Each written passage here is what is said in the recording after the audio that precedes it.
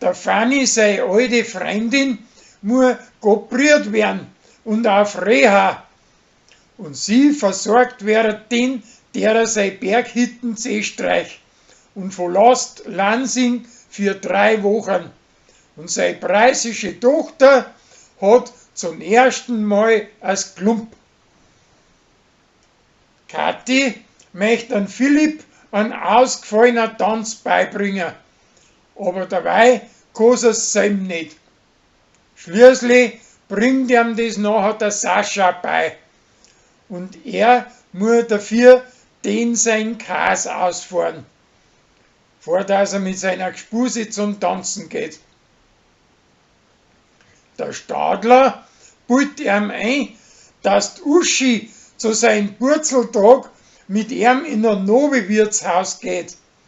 Aber das gefällt ihm nicht extra und drum ist er froh, wie es ein Geschäftsessen verschiebt und statt den mit ihm beim Brunnerwirt einkehrt.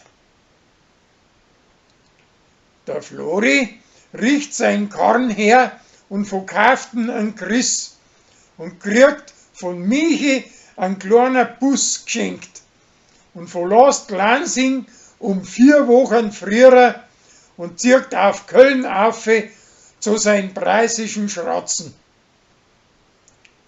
Der Rolli schaut andere Weiber nach und seine preisische Gspuse andere Mannsbilder und das halt eins den anderen 4.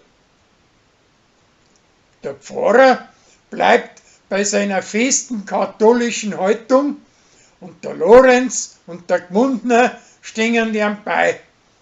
Aber alle anderen Lansinger halten zu den 2 warmen Schwestern.